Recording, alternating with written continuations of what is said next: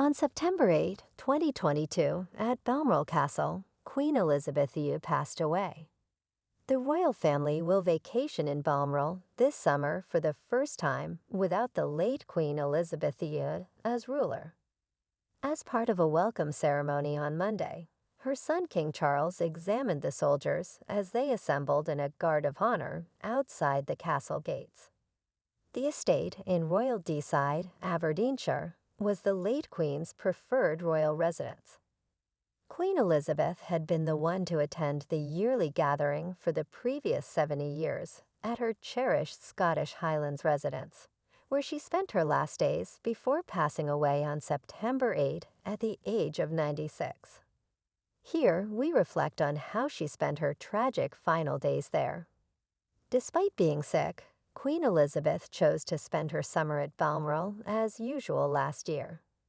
She was supposed to take a break from her royal duties when she boarded a private chopper in late July 2022 before flying back to England in early October. The late monarch spent her first night at the cozy 7-bedroom Craigowin Lodge before relocating to nearby Balmoral Castle on August 9 and remaining there until her death.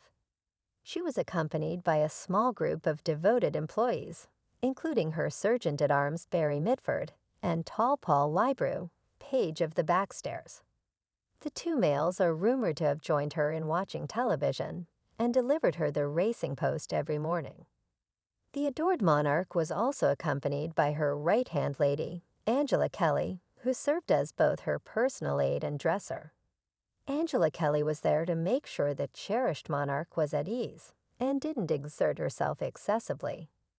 Her favorite dog Candy, a Dachshund Corgi crossbreed known as a Dorgie, passed away at the age of 18. Thus, the early part of her final holiday was tinged with melancholy.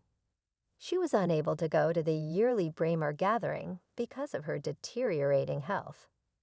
She did, however, enjoy watching TV weather forecasts, particularly those given by Thomas Schaffernaker of the BBC, according to the Mail Online. Art Rev Dowderian Greenshields, the moderator of the Church of Scotland General Assembly, paid her a visit as well. He dined with the late Queen, King Charles, and Princess Anne.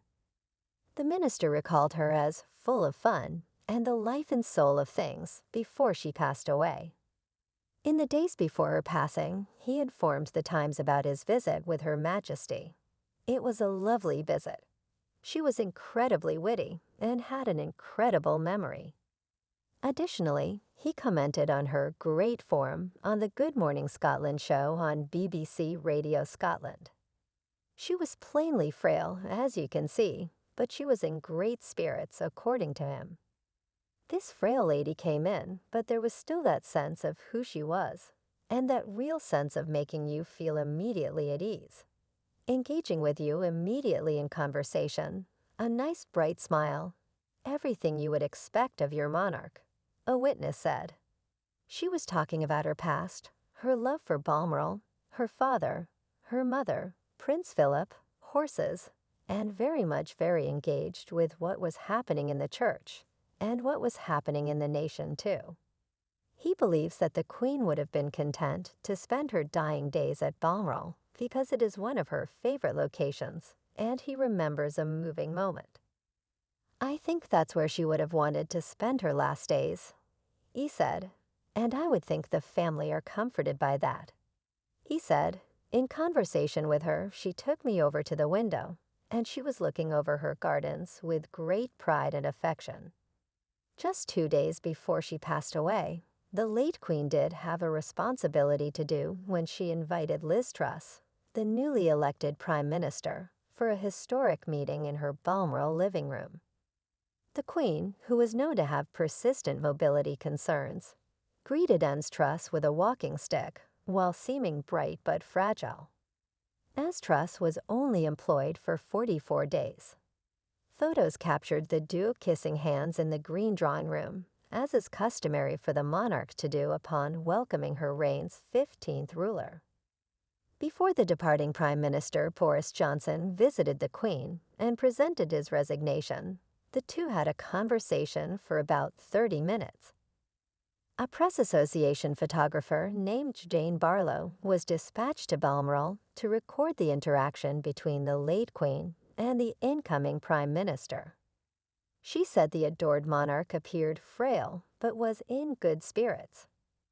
Barlow recalled having a traditional British chat with the Queen while capturing the moving photographs, which included small talk about the weather due to the day's overcast sky and persistent rain. However, the late monarch prioritized spending time in Balmoral with her family, which is exactly what she did. Numerous family members visited her in her final days, including the Duke and Duchess of Edinburgh, the Prince and Princess of Wales, and their 3 children.